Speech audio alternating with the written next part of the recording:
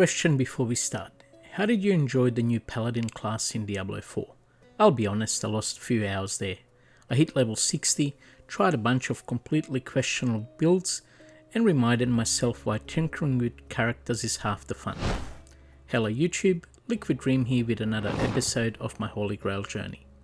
Last week was all about steady progress, pushing deeper into the end game and ticking off more Grail pieces and continuing that slow, painful, beautiful march towards completion. But you know what?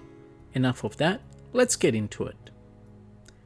Trawinkle again, because if you're chasing council members, you know it's never a quick visit.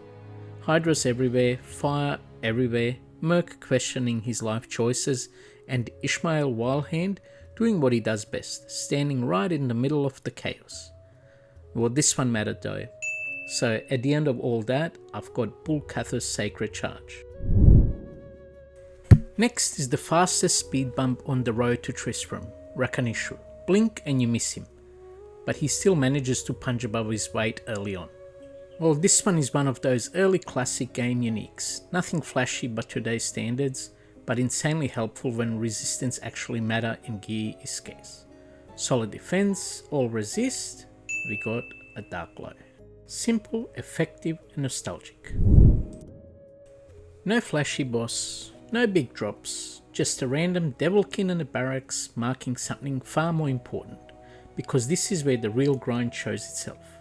From level 1 to 95, roughly 3.5 billion experience, and from 95 to 99 alone, over 3.2 billion. Let that sink in. So no item here, just a massive milestone. Level 95 achieved, and some would say halfway there. Wow. Well, next, it's a new character, but the same ultimate test. Balin Hell difficulty, the Wallstone chamber shaking, and the Amazon standing her ground. No drop needed to make this one special, because clearing Balin Hell meant that character is officially endgame ready.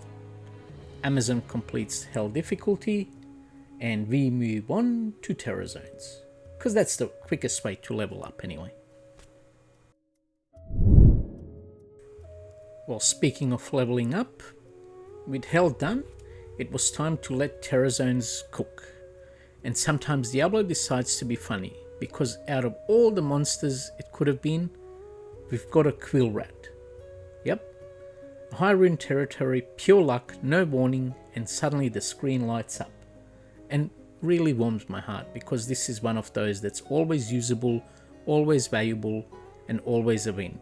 A nice little Vex rune.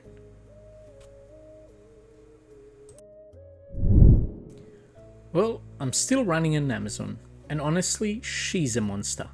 One javelin throw, an entire pack just disappears. This drop fits her perfectly too. Massive physical damage, reduction, solid defense, and great survivability for melee or hybrid builds. Not flashy, but incredibly practical. One of those nostalgic ones. A shield that actually earns its slot. It is none other than Black Oak Shield. Will I ever use it though? Probably not. Terrorized Juriel sounds scary on paper. In practice, he barely slowed the Amazon down. This one old school set gear, early game value, movement speed and strength bonuses that make leveling smoother than it any right to be.